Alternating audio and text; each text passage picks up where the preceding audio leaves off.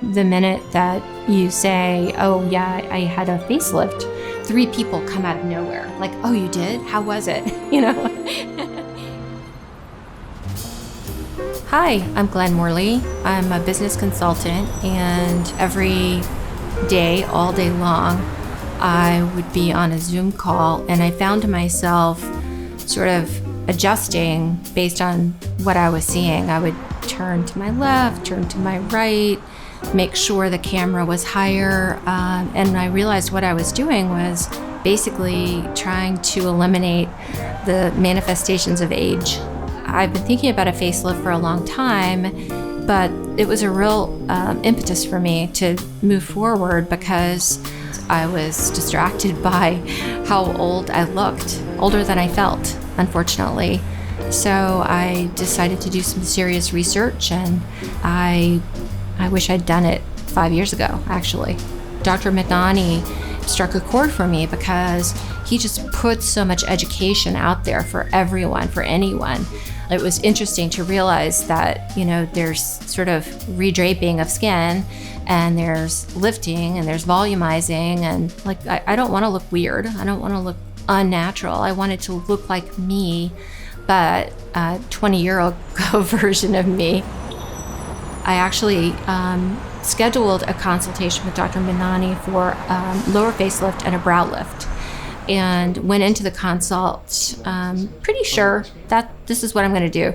It was an eye-opener for him to say, Glenn, you're not really a candidate for a brow lift. As a matter of fact, you're not a candidate at all for brow lift because you probably have always had a lower brow. If I were to do a brow lift, it would change the way you look. It was my biggest fear that even, going to someone as incredibly skilled as Dr. Madnani, that I would look different. That answer, that was what kind of sealed the deal for me.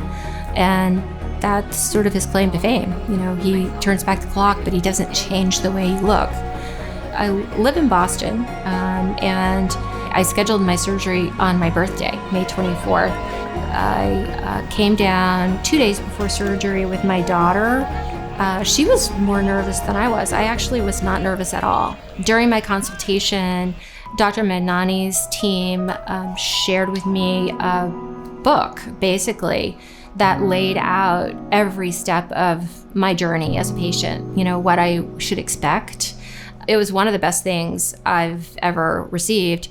I felt so confident and so certain of what I was doing, and she was my caretaker. She's an actually trained EMT, so I was very confident that she was up for it, and she was. She was amazing.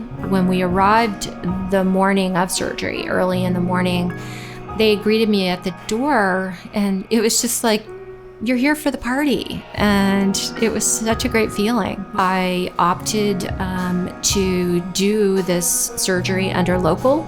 About an hour and a half into surgery, Corey said, Glenn, are you comfortable? I want to put some, towels under your shoulder or under your knees. Let's change the bolster.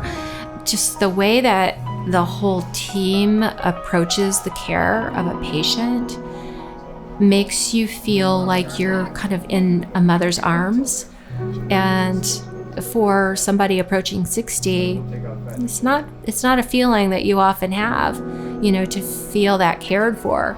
So I just kind of leaned into it and enjoyed it and felt great after surgery. The space is so beautiful. It's so pristine.